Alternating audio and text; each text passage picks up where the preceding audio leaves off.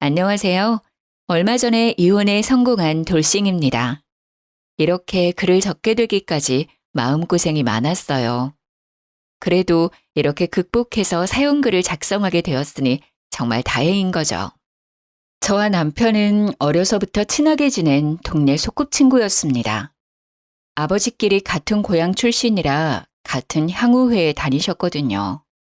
가족끼리도 자주 만났기에 어릴 때는 저희 부부도 자주 만나게 됐죠. 사춘기 때는 좀 멀어졌지만 사회인이 되어 다시 만났을 때는 서로에게 관심이 있어 연인으로 발전했습니다. 저희 집이 살짝 더 잘 살았기에 시부모는 처음에는 무척 잘해주었어요.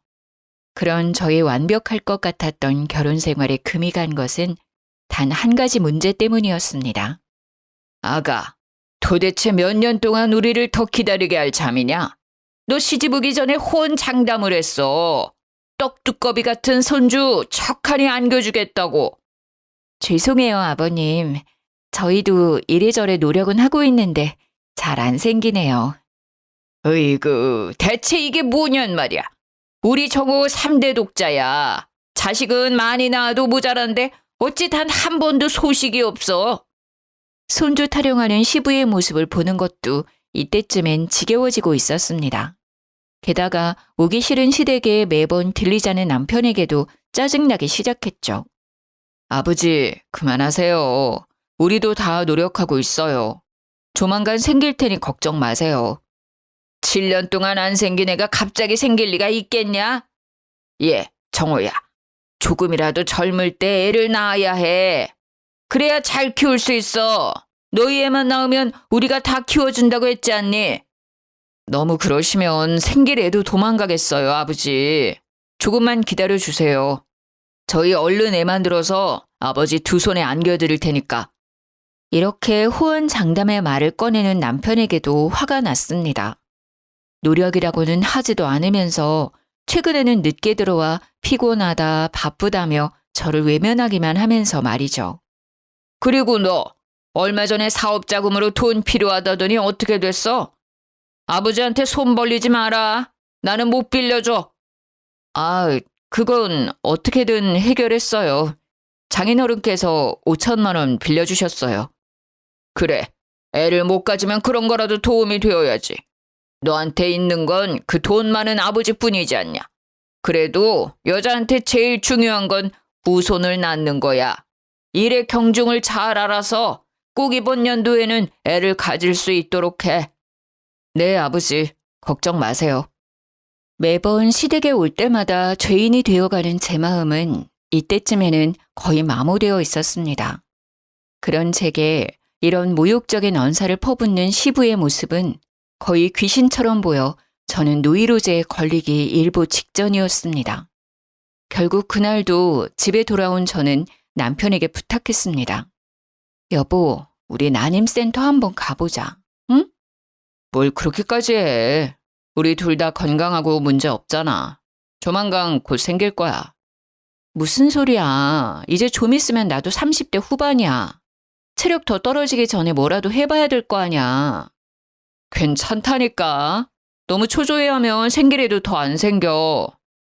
자기는 모르잖아. 내가 받는 스트레스. 시댁만 가면 내가 죄인이 된 것 같아. 매번 똑같은 이유로 구박받는 내 기분 자기는 절대 몰라. 시댁에 다녀온 날에는 하루도 빠짐없이 저와 남편은 다툼이 생겼습니다. 이유는 난임센터라도 가보고 싶은 저와 그럴 필요 없다는 남편의 의견이 항상 충돌했기 때문이었습니다. 내가 그걸 아니까 매번 아버지 잘 타이르고 있잖아. 나한테만 왜 자꾸 뭐라고 하는데. 그리고 난임센터 가려면 자기 혼자서 가봐.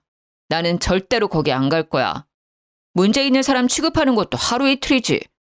그럼 나더러 어쩌라는 건데. 왜 매번 내가 그런 이야기를 들어야 해? 나도 우리 집에서는 귀한 외동딸이야. 이런 이야기 들어야 할 이유가 전혀 없는 사람이라고. 설사 나한테 문제가 있다 하더라도 요즘 세상에 어떻게 그런 말을 하실 수가 있냐고. 하고 싶은 말 있으면 아버지한테 직접 이야기해. 나한테 이런 이야기 백날 해봤자 소용없어. 당신이 나랑 계속 살고 싶으면 어쩔 수 없는 거 아니야? 남편과의 대화는 거의 극을 치달았습니다. 모욕을 받아 스트레스에 심하게 노출된 저와 시부와 저 사이에서 아무것도 하고 싶어 하지 않는 남편. 저는 그때까지만 해도 남편을 좋아하는 마음이 더 컸기에 이 모든 것을 감내하고자 했어요. 바보처럼. 그렇게 결혼 7년 차이는 구박이 더 심해져 이제는 대놓고 저의 불임에 대한 이야기를 하시기에 이르렀습니다. 그러나 그건 제가 생각한 것보다 더 수치스럽고 힘든 일이었어요. 다년간의 폭언으로 단련된 저도 부모님과 관련되니 참을 수 없었거든요. 이혼을 결심한 그날은 김장 때였습니다. 얘, 넌 무슨 밥을 그리 많이 먹어? 애 하나도 가지지 못하는 며느리가 시댁밥을 이렇게 축내다니 나중에 집에 가서 먹어. 그래, 설마 꼴랑 김장하러 왔다고 밥 얻어먹을 생각하는 건 아니지? 너한테 줄 밥도 아깝다. 우리 집에서 사람 대접 받고 싶으면 빨리 손주나 만들어 와라. 그 전에는 난 너 며느리로 인정 못 해줘. 김장을 하러 시댁에 와서 일을 실컷 하고 밥을 먹는 중에 시부모가 한 말이었습니다. 저는 화가 머리끝까지 났지만 말대꾸를 할 여력도 없었고 그 당시 제 마음에는 혹시 제가 잘못돼서 그런 거면 어쩌지 하는 불안감 때문에 아니라고 말할 수도 없었어요. 결국 저는 그 말에 숟가락을 식탁에 놓았습니다. 본래부터 입맛이 없었는데 그런 소리를 들으니 목구멍에 돌이 막힌 것처럼 밥이 들어가지를 않더라고요. 저는 남편이 결혼 전에 쓰던 시댁의 방으로 들어갔습니다. 밥을 다 먹은 남편이 방으로 들어왔길래 저는 남편을 붙잡고 하소연했습니다. 당신 진짜 협조 안 해줄 거야? 우리 진짜 인공이나 시험관이라도 한번 해보자. 솔직히 당신 요즘에는 나하고 관계도 피하고 있잖아. 하늘을 못 보는데 무슨 별을 따. 어? 제발. 싫어. 나는 그렇게 강압적으로 숙제하듯 하는 건 싫다고. 게다가 너도 그래. 내가 그럴 마음이 들도록 만들어줘야지. 요즘 당신 모습 보면 솔직히 그럴 마음 싹 사라져. 당신이 이러니까 내가 매번 시댁에 와서 구박받는 거 아냐. 애는 나 혼자 가져? 당신이 안 도와주면 내가 어떻게 애를 만들어. 그러니까 당신은 왜 매번 내가 안 해줘서 그렇다고 말하는 거야. 당신한테 문제가 있는 걸 왜 나한테 이런 식으로 이야기하냐고. 그럼 당신은 왜 당신이 문제 없다고 말하는데? 우리 둘 다 검사도 한 번 안 해봤는데 당신이 그걸 어떻게 알아? 너희 둘 뭐 하는 거야? 우리의 언성이 높아지자 결국 시부모가 방 안으로 들어왔습니다. 그 눈빛에는 저를 향한 못마땅함과 화가 가득했어요. 저는 눈을 감으며 한숨을 푹 쉬었습니다. 애도 못 가지는 며느리 주제에 목청은 왜 이리 커? 애를 가지고 싶으면 네가 노력을 해야지. 왜 멀쩡한 남편을 잡아? 녹이 섞인 시부의 샤우팅에 저는 하고 싶은 말은 많았지만 꾹 참았습니다. 친정아버지와 친구인 시부의 기분을 상하게 만들고 싶지는 않았어요. 그러나 그런 제 노력에도 불구하고 시부는 결국 사고를 치시더군요. 그날 저녁 제게 친정어머니로부터 전화가 왔어요. 얘, 너 별일 없는 거 맞니? 너 혹시 그 집에서 구박당하고 막 이러는 거 아니야? 엄마는 갑자기 전화해서 무슨 말을 하는 거야. 괜찮아, 별 문제 없어. 그런데 왜 갑자기 그런 말을 해? 얘, 지금 너희 아버지랑 향후에 저녁 모임 갔다 오는 길인데 세상에 사돈이 우리 보는 앞에서 네 욕을 하지 뭐냐? 그 인간이 돌았는지 사람들이 그렇게 많은데 큰 소리로 떠벌리더라니까. 뭐? 무슨 욕을 했는데? 네가 애를 못 낳는다고 며느리 잘못 들였다고 그러더라. 나 원참 볼 것도 없는 사위 그래도 딸이 좋아하는 사람이라고 용돈도 챙겨주고 사업자금까지 챙겨줬는데 남의 딸을 욕해? 엄마가 잘못 들은 건 아니고 설마 아버님이 우리 아버지한테 그런 말을 했을 리가. 그래도 사돈이기 이전에 친구 사이인데 내 귀로 똑똑히 들었어. 아주 우리 들으라고 큰 소리로 말하더라. 게다가 아유 내가 어이가 없어서 그 말만 한 줄 아니? 아주 몰상식하고 시대착오적인 말을 하는데 또 뭐라고 하셨는데? 아니다. 듣지 마. 너 기분 안 좋아. 엄마가 괜히 화가 나서 너한테 전화했어. 너한테 이런 얘기하는 게 아닌데. 미안해. 말을 하려던 엄마의 입이 갑자기 무거워졌습니다. 그 모습에 묘하게 오기가 생겨 저는 어머니를 추궁했습니다. 뭐라고 했는지 말해봐. 사실 나 애 못 가진다고 시댁에서 자주 구박받아. 항상 나한테 하던 말씀 하셨겠지. 뭐? 진짜로 그래? 너 진짜로 옛날 같으면 첩이라도 드릴 판이라는 말을 듣는 거야? 아니, 대리모라도 쓰라는 그런 말도 안 되는 소리까지 들어? 이게 무슨 일이야? 너 당장 이혼해. 엄마는 절대로 그 집에 너 안 놔둘 거야. 설사 네게 문제가 있다 하더라도 시부가 어떻게 며느리 욕을 그렇게 아는 사람 많은 데서 할 수 있어? 화가 난 친정어머니의 그 말에는 저도 깜짝 놀랐습니다. 어떻게 그렇게 심한 말을 했을까? 그것도 사람의 많은 향후회에서 남들 다 들으라고. 엄마, 흥분하지 마. 일단은 알겠어. 너무 마음 쓰지 말고. 예, 나는 괜찮아. 나는. 근데 너희 아버지 묘하게 경직돼서는 화를 참는 모양인지 한숨을 푹푹 내쉬고 앞으로 향후의 모임에 나갈 수 있으려나 모르겠어. 하나뿐인 외동딸 얼마나 애지중지하는지 잘 알잖니. 그런 외동딸을 사돈이 그렇게 흠 있는 여자로 소문냈으니 저는 친정어머니의 말에 아무 대꾸도 하지 못했습니다. 모두 제 잘못인 것만 같고 제가 무언가라도 해야 할 것 같다는 생각이 들었어요. 어머니와 전화를 끊은 저는 남편이 들어오기를 기다렸습니다.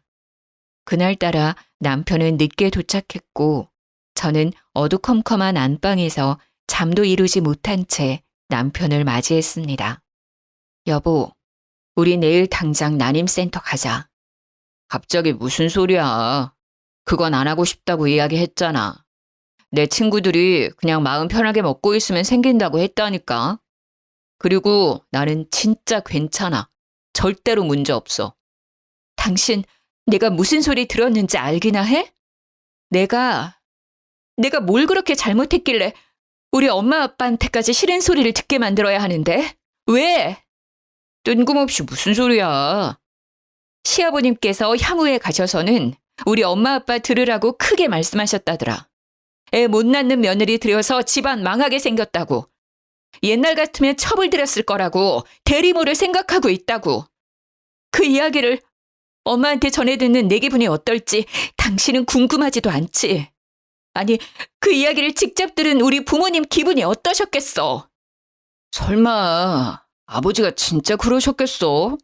장인 장모님이 과장되게 말씀하시는 거겠지. 궁금하면 향후에 낳았던 다른 분들께 물어보시던가. 항상 이런 식이잖아. 난임센터 가서 애 가지는 사람 생각보다 많아. 우리도 충분히 생길 수 있고. 그런데 당신이 도와주지 않으면 나는 영원히 애를 못 가져. 진정 좀 해. 그렇다고 갑자기 그렇게 가자고 하면 나도 준비를 해야 하는데. 잘 생각해봐. 내가 임신하면 양가 부모님들이 가만히 계시겠어? 첫 손주를 위해 우리 아버지가 뭐라도 해줄 것 같지 않아? 남편의 뜨뜻미지근한 반응에 저는 커다란 미끼를 던지기로 했습니다. 언제나 사업 자금이 부족하다는 남편에게 제 아이를 담보로 아버지에게 돈을 받자고 이야기를 꺼낸 것입니다. 아이를 담보로 이런 거래는 안 된다는 생각에도 이런 말을 꺼내게 만든 상황이 저는 너무 원망스러웠어요. 물론 이렇게 말하지 않아도 친정 아버지는 저와 아기를 위해 뭐라도 해주시려고 하시겠죠. 그러나 직접 제게 이야기를 들은 남편은 그 이야기에 혹하는 것 같더라고요. 알았어. 이번 한 번만 갔다 오자. 다음번은 안 갈 거야. 알았지? 어차피 내 문제는 아니라는 거 거의 확실하다니까. 당신이나 마음의 준비를 해.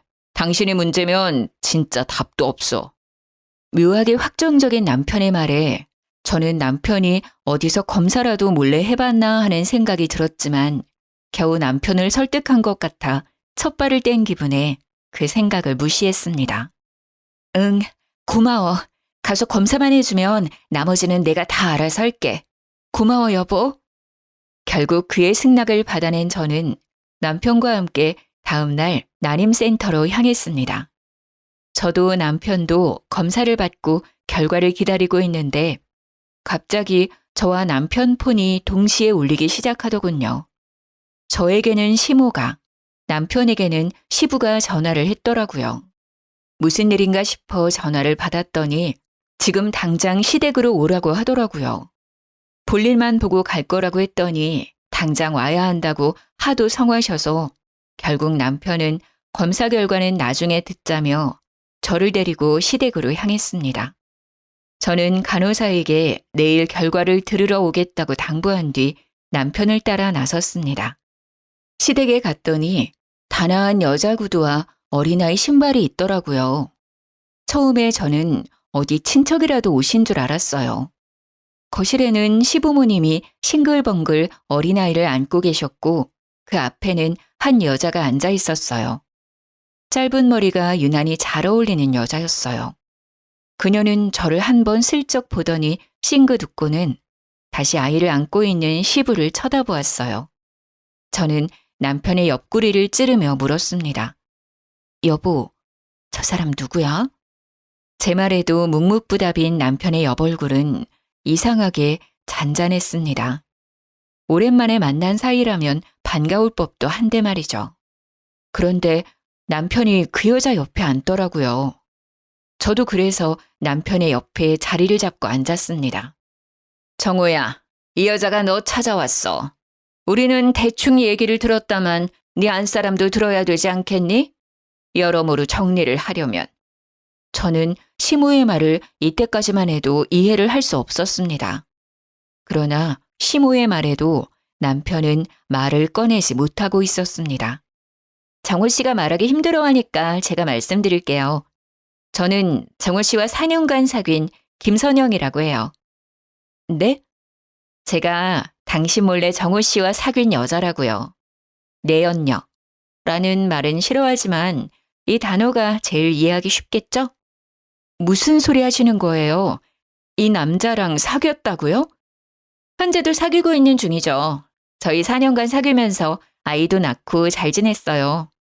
솔직히 그렇게 그냥 지낼 수도 있었는데 정호 씨 시댁에서 손주 문제로 힘들다는 이야기를 듣고 이렇게 제가 직접 찾아왔어요. 저는 점차 열이 오르는 것이 느껴졌습니다. 게다가 남편에게 오려는 아이의 모습을 보니 그 말이 거짓도 아니라는 걸 느꼈습니다. 남편은 능숙한 솜씨로 아이를 안아주더군요. 제가 보고 싶었던 광경이긴 했지만 남편 품 안의 아이가 제 아이가 아니라는 것은 기분 나쁨을 넘어 소름 끼치는 일이었습니다. 솔직히 당신도 힘들잖아요. 그냥 이쯤에서 그만하시고 저한테 그 자리를 넘겨주시는 게 어떨까 하는데 괜찮으시죠? 자리를 넘겨달라니 이혼을 하란 말인가요? 네, 그래야 제가 며느리가 되고 제 아들이 손주가 되잖아요. 어차피 애도 없고 문제 있는 당신은 여기에 있을 자리도 없잖아요. 잠시만요. 정호 씨, 당신이 말해봐. 이게 무슨 일인지. 정말 저 여자 말이 다 맞아? 저는 그 상간녀의 말을 끊었습니다. 그녀에게 듣고 싶은 게 아니었습니다. 자초지종을 듣는다 하더라도 남편의 입으로 직접 듣고 싶었어요. 맞아. 4년 전에 우리 회사 직원으로 들어왔고 그때부터 만났어.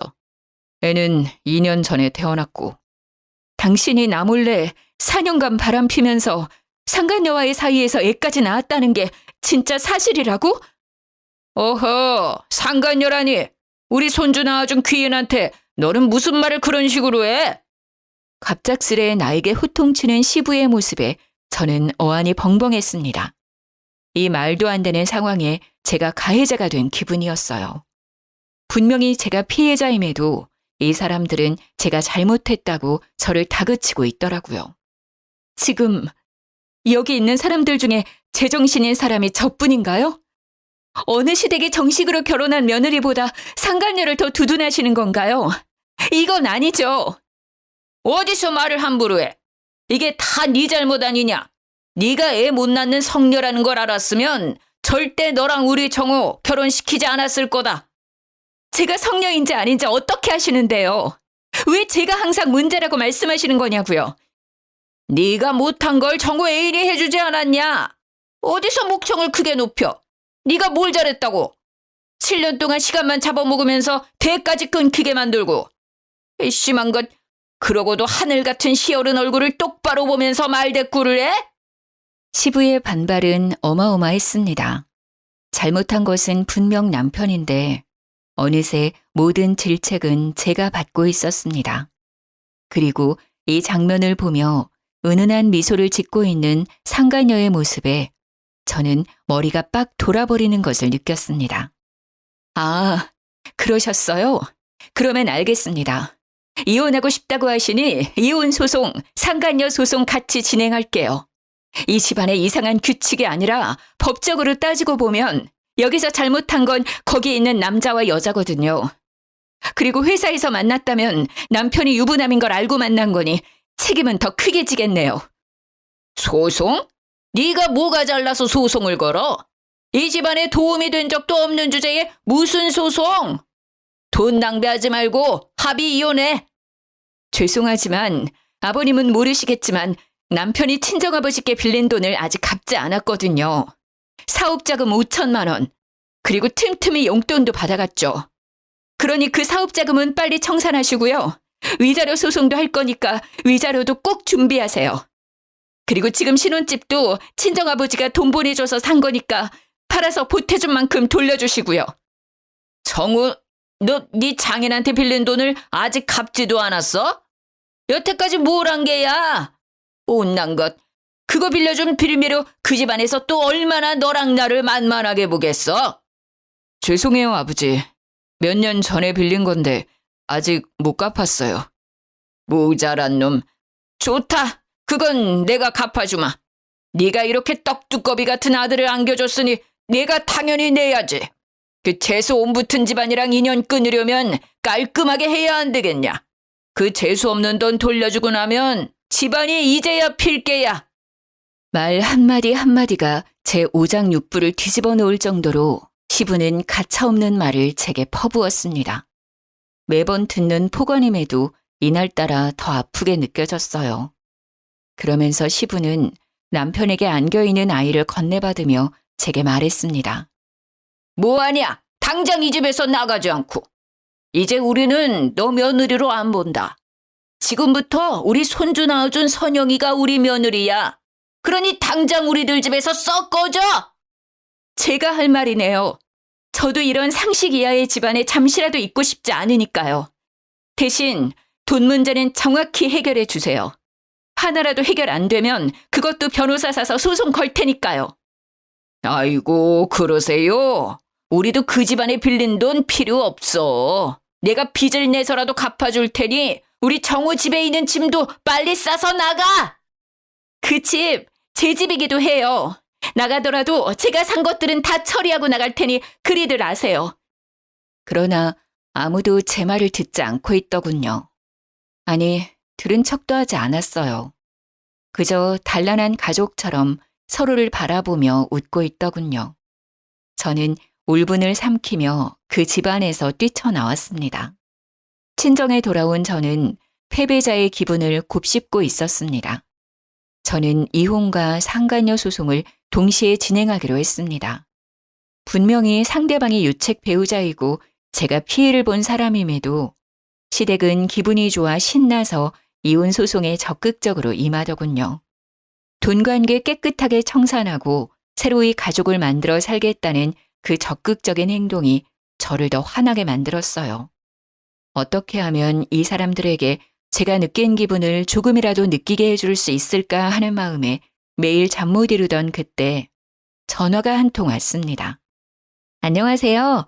저번에 검사하러 오신 산부인과거든요. 그때 다음날 결과 들으러 오신다고 하고 안 오셔서 연락드려요. 검사 결과상 이상이 있으니 꼭 들으러 오세요. 전에 난임 검사했던 산부인과에서 온 연락이었습니다. 가지 않으려 했지만 결과에 이상이 있다는 이야기에 설마 진짜 제 몸에 이상이 있나 싶어 당장 준비해 산부인과로 달려갔어요. 선생님, 제게 혹시 문제가 있는 건가요? 아니요. 아내분께는 큰 문제가 없습니다. 산정검사 결과도 깨끗하고 자궁도 깨끗해요. 그런데 남편분은 같이 오지 않으셨네요. 같이 들으러 오실 줄 알았더니. 아, 지금 사정이 있어서 저만 오게 됐어요. 혹시 뭐가 안 좋나요? 남성분 정자 검사 결과가 그다지 좋지 않습니다. 이 상태면 7년 동안 아무리 자연 임신을 유도해도 안 될 가능성이 너무 높아요. 실제로도 생기지 않았으니 잘 아시리라 생각합니다. 요즘은 워낙 기술이 발달해서 난임은 있어도 불임은 거의 없다고 봐요. 아내분이 곧 30대 후반이시니 인공수정이나 시험관 쪽을 한번 생각해 보는 것이 어떠실까요? 남편 검사 결과가 어떤데요, 선생님? 일단 정자수가 많지 않아요. 그런데 그것보다 더 중요한 건 정자의 운동성과 직진성도 낮고 정상 정자 비율이 1% 미만이라 자연적으로는 임신이 힘들어요. 네? 혹시 임신이 되는 경우도 있나요? 정말로 아주 간혹 임신이 되는 경우도 있지만 그렇게 쉽게 가질 수는 없을 겁니다. 이 정도 수치면 거의 무정자증에 가까울 정도의 수치라. 그래도 시험관으로 하시면 의사의 말에 저는 눈이 번쩍 뜨였습니다. 그 뒤의 이야기가 눈에 들어오지 않았어요.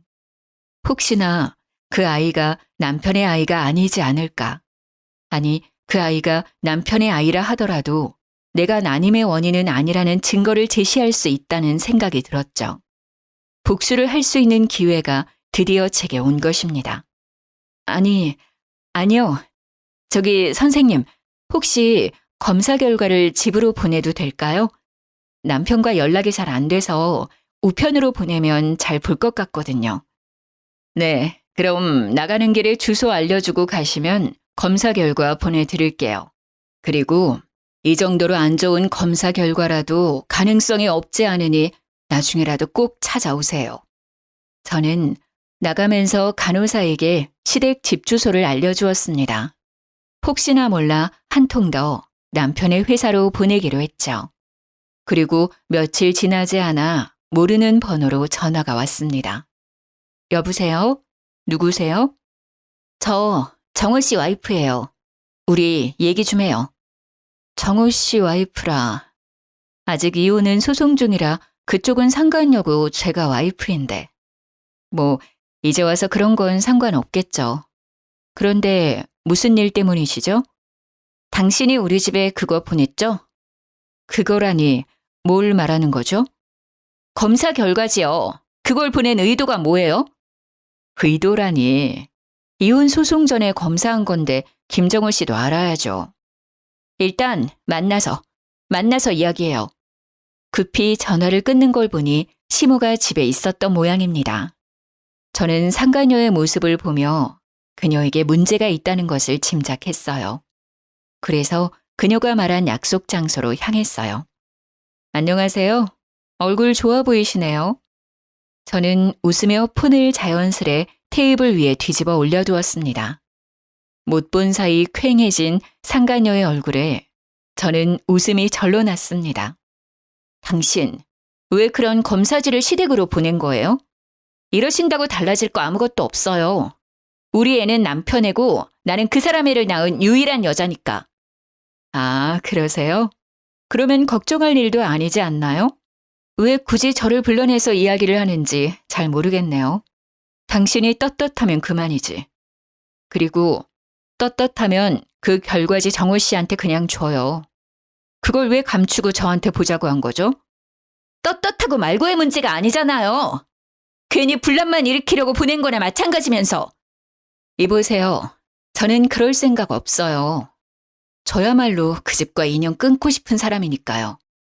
다만 그 검사 결과지에는 김정호 씨의 검사 결과가 있었고 그걸 들으러 가지도 않은 김정호 씨를 위해 결과를 우편으로 보낸 것뿐이에요. 그렇지만 굳이 그런 결과를 우편으로 보낼 필요가 있으셨나요? 남편이 멀쩡하다는 증거가 바로 우리 애예요. 게다가 저희는 이미 가족이라고요. 당신 같은 외부자가 왈가왈부할 일이 아니라고요. 그러니까 그렇게 당당하시면 친자 검사라도 해보면 되잖아요. 당신 말대로라면 그 아이는 1%의 기적을 만들어낸 아이일지도. 의사는 자연임신 성공률이 굉장히 낮다고 했지만 이렇게 임신하셨잖아요. 그럼 축하받을 일이죠. 제게 찾아와서 따질 일이 아니라. 저는 절대 안 해요. 제가 왜 친자 검사를 해요? 우리 애는 정우 씨 애가 확실하다고요. 그러세요? 다행이네요. 김정우 씨 3대 독자라 시부모께서 손주에 대한 애정이 남다르시거든요. 그때 보셔서 아시겠지만 손주라면 간이고 쓸개고 다 빼주실 위인이시라. 저는 상간녀의 얼굴이 허옇게 질린 것을 보고 웃어주었습니다. 그리고는 말이 다 끝난 것처럼 자리에서 일어나며 뒤집어 놨던 폰을 들어서 귀에 댔습니다. 다 들었지, 김정우 씨? 걱정할 필요 없겠는데? 이렇게 대쪽같이 당신애라는데 거짓말은 아니겠지. 친자 검사는 자기가 알아서 하시고 이제 둘이 이야기하면 되겠네.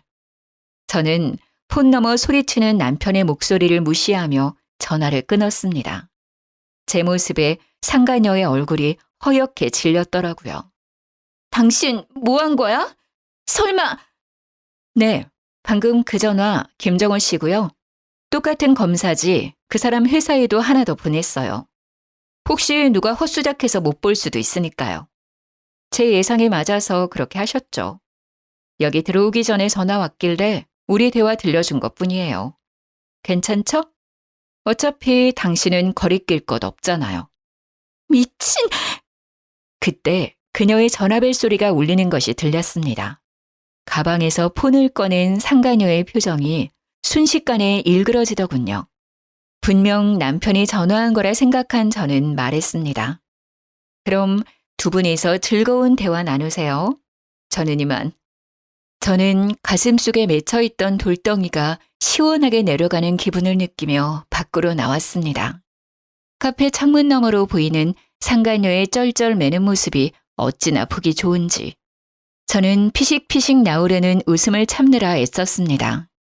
정말 단 하루 만에 세상이 다르게 보이더라고요. 상간녀의 모습을 보아하니 그녀도 뒤가 구린 구석이 있었나 보더라고요. 그렇게 일이 끝나는 줄 알았습니다만 몇 주 뒤 남편이 저를 찾아왔어요. 여보, 우리 이야기 좀 해. 미안한데 난 할 말 없어, 김정호 씨. 그리고 여보라고 부르지 마. 곧 관계 청산할 사이에 무슨 여보? 게다가 당신 여보는 시댁에 잘 있지 않아? 당신 애도. 우리 제발 이제 그만하자. 내가 사과할게. 내가 인정할게. 이혼 소송 취소하고 다시 돌아가 우리. 미안한데 나는 그 집에 안 돌아가. 나 나갈 때 무슨 소리를 들었는지 당신도 잘 알지? 그런 소리를 듣고도 다시 돌아오라는 말을 해? 당신 시부모님이 나 다시 돌아오는 거 불쾌하게 여기실 거 아니야. 어머니도 아버지도 이제 2번 다시 당신한테 안 그럴 거야. 내가 무조건 못하게 막을게. 당신이 원하면 본가는 나 혼자 다닐게. 뭐든 당신한테 다 맞춰줄 테니까 제발 다시 시작하자 우리. 정신 차려. 당신 애 아빠야. 상간녀랑 사이에 애까지 가져놓고 나한테 와서 도대체 왜 이러는데? 애랑 그 여자랑 알콩달콩 살아. 내 애가 아니었어. 그랬어? 그런데 어쩌라고? 비장하고 오열하는 듯 말하는 남편에게 저는 덤덤하게 되받아쳤습니다. 내 애가 아닌 다른 남자애였어. 그때 나랑 동시에 만나던 사람이 있었는데 그 남자 아이래. 그 남자랑 동거하면서 생긴 아이라고 하더라고. 그때 나한테 온 건 이미 계획된 거였더라고. 우리 집이 돈이 많을 것 같으니까. 그 남자하고 이야기해서 우리 집에 들어와서 사는 걸로. 믿고 싶지는 않은데 그 남자와 여전히 만나고 있더라고. 그래? 근데 그게 다 나랑 뭔 상관이야? 우린 이미 이혼 소송 진행 중이야. 그리고 난 그 상간녀 소송도 취하할 생각 없거든? 당신이 뭔가 피해를 봤으면 그 여자랑 해결해야 하는 거 아니야? 왜 나한테 와서 이러는지 모르겠는데? 나 속았다고! 그 여자 완전 선수였어! 그런 미친년한테 속은 내가 불쌍하지도 않아? 그럼 애 못 가진다고 상간녀 앞에서 쫓겨나간 나는 불쌍하지도 않았어? 어떻게 하나부터 10까지 다 자기 생각만 해? 그래, 너 불쌍하다. 그런데 난 안 불쌍하니? 네가 인간이면 여기 와서 이러는 거 정말 잘못된 거라는 생각 안 들어? 미안해. 그러니까 사과하잖아. 거기다가 장인어른께 빌린 돈 5천만 원도 그 여자한테 속아서 뺏겼어. 그 돈은 애 아빠한테 다 줬다고 하더라고. 어차피 지금 당장 그 돈도 못 갚아. 그러니 소송 취하하고 재결합하자. 어? 내가 정말 더 잘할게. 미안한데 나는 당신에게 돌아가고 싶은 마음이 하나도 없어. 뭐 때문인 줄 알아? 나도 애가 갖고 싶거든. 근데 당신은 나에게 애를 줄 수 없잖아. 당신이 애를 줄 수 있다 하더라도 나는 상간녀랑 바람피는 남자 유전자를 내 아이한테 물려주고 싶지가 않아. 솔직히 당신이 사실상 무정자증인 걸 알고 나니 이 이혼 소송이 참 고마워지고 있는 참이야. 어떻게 그런 식으로 말할 수가 있어? 이런 모욕적인 발언을 어떻게 할 수가 있어? 내 상황 뻔히 알면서. 당신 진짜 잔인한 여자야. 그치만 맞는 말이잖아. 게다가 다른 사람들은 몰라도 당신은 그렇게 힘들어하면 안 되지. 나는 무려 7년 동안 자기네 식구들한테 시달렸거든. 5천만 원에 위자료 5천만 원 딱 준비해. 1원짜리 한 장까지 다 돌려받을 테니까. 그리고 2번 다시 이런 쓸데없는 일로 나 찾아오지 마. 저는 남편에게 으름장을 놓았습니다. 남편은 저의 강한 반발에 결국 포기하고 집으로 돌아갔습니다. 그렇게 구박하며 저를 못살게 굴 때는 언제고 이제와 돌아와 달라니 염치가 없어도 너무 없는 거죠. 그 뒤로 이혼과 상간녀 소송은 무사히 마쳐졌고 저는 제 상처를 낫게 해줄 새로운 사랑을 찾게 되었습니다. 서로 돌싱이었지만 이전의 상처 때문인지 남자 보는 안목이 높아져 다정하고 상냥한 사람을 만나게 됐습니다. 그와는 금슬이 제법 좋아 재혼해서 곧바로 임신이 되었고 연년생 둘째도 제 뱃속에 있었거든요. 아이를 키우는 건 힘들지만 저에겐 너무나도 소중한 존재라 항상 웃음이 가득했어요. 그날은 아버지 손잡고 아버지 친구 아들의 결혼식에 가게 됐습니다. 아버지는 일부러 저를 데리고 가고 싶어하는 눈치셨고 저는 이유도 모른 채 결혼식에 갔다가 이유를 알게 됐죠. 아이고, 잘 지냈나? 아들 장가가는 거 축하해. 이제 곧 손주 볼 날도 머지않았구만. 그래, 40이 다 돼서 가는 아들 장가가 이렇게 기분이 좋아. 아이고, 근데 이 귀여운 아이는 누군가? 아, 우리 손주라네. 그리고 옆에 우리 딸. 아, 그런데 할아버지가 됐다는 소식은 못 들었는데. 뭐 그렇지. 손주 봐주느라 요즘 집안이 떠들썩해. 재롱 보느라 바쁘기도 하고. 이 작은 녀석이 우리 집 주인이지. 즐거운 마음에 농까지 섞어가며 대화를 나누던 친정아버지와 그 모습을 궁색한 표정으로 바라보고 있는 전 시부가 보였습니다. 아버지는 일부러 시부의 근처에 자리를 잡고 큰 소리로 말했어요. 여기 첫째 손주는 요즘 말로 허니문 베이비라고 신혼여행에서 생겼지 뭐야. 게다가 벌써 둘째 손녀도 딸 뱃속에 있지. 뱃속 둘째가 태어나면 또 우리 부부가 바쁠 거야. 딸이 친정에서 산후조리를 하고 싶다고 해서 말이지. 그런데 그전에는 애가 안 들어선다고 그리 난리더니 어찌 잘 됐나 보군. 축하해. 우리 집이 경사가 아니었구만. 친정아버지의 친구는 아직도 제가 재혼한 걸 모르시고 계셨습니다. 그러게나 말이야. 이렇게 멀쩡하게 애만 잘 낳는 애를 그리 몰아세우고 말이지. 요즘에는 손주가 말이 많이 늘어서 말이지. 같이 놀면 재미가 있어. 날 닮았는지 배우는 것도 빠르고. 아버지의 손주 자랑하는 말에 주변 아버지 지인분들께서 웃으며 아버지 말에 수긍했어요. 그 말을 듣던 사람 중 단 2사람만이 끼어들지 못하고 썩은 표정으로 앉아 있었습니다. 바로 시부와 시모였습니다. 아유, 김씨, 천만다행이야. 3대 독자 대 끊긴다며 그리 걱정을 하더니 이렇게 귀여운 손주가 둘이나 생겼지 않나. 자네도 축하해. 겨우 독자 집안 탈출이구만. 그간의 사정을 모르는 사람들이 시부를 향해 축하의 말을 보내자 시부의 얼굴이 썩어가고 있었어요. 저는 웃으며 시부에게 말을 걸었습니다. 어머, 오랜만에 뵈어요. 아이 낳아줄 여자 찾았다며 절 쫓아낸 뒤로 처음 뵙는 것 같네요. 잘 지내셨죠? 4년 전에 이혼하고 한 번도 뵙지를 못했네요. 그래. 시부의 반응에 근처 어른들 반응이 더 웃겼습니다. 이혼을 했어? 이제는 사돈지간이 아니구먼.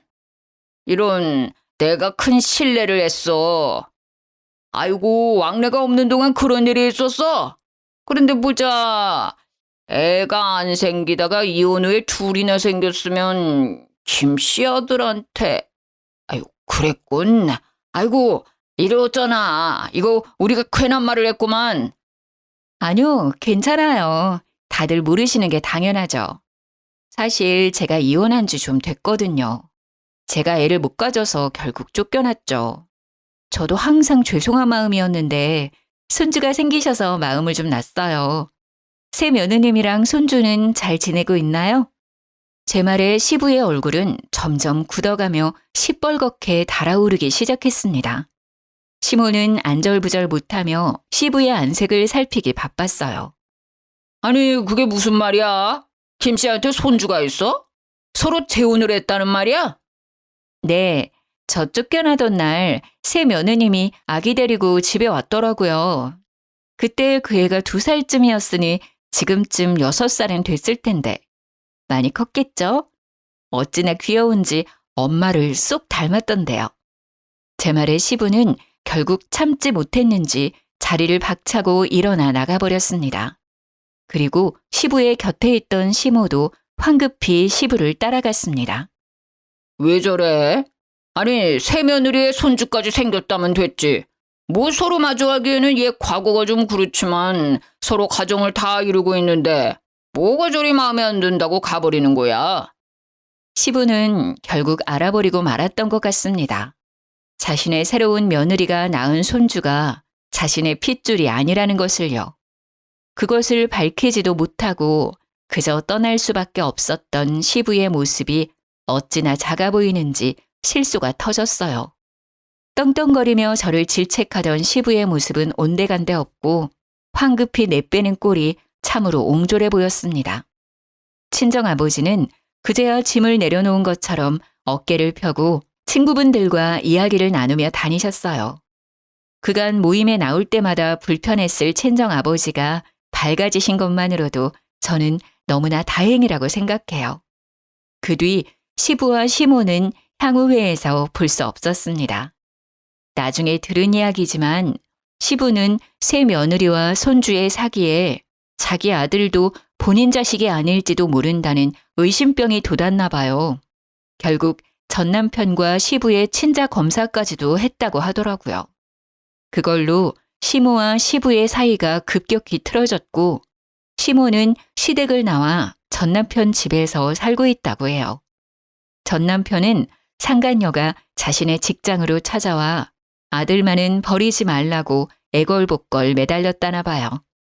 그걸 매몰차게 내쫓아버리는 모습에 회사에서는 천하의 나쁜 놈이 되었고 결국 그 아이가 자기 아들이 아니라는 말은 하지 못한 채 자진 퇴사를 했다고 하더라고요. 정말 웃긴 일이 아닐 수 없네요. 그러게 제가 애초부터 난임 검사를 하자고 요구할 때 했으면 나중에 그런 사기꾼 여자에게 사기를 당할 일은 없었을 텐데. 그 여자에게 기분은 나빴지만 어찌 보면 다행이에요. 계속 그 집구석에 있었으면 저도 미쳐버렸을지도 모르니까요. 어때요? 제 이혼 이야기가 재미있으셨나요? 사실 저도 가끔 이 일을 떠올리면 웃길 때가 있어요. 제가 행복하다는 반증이겠죠? 지금까지 저와 함께 웃어주셔서 감사해요. 그리고 이번에는 꼭 행복해질게요.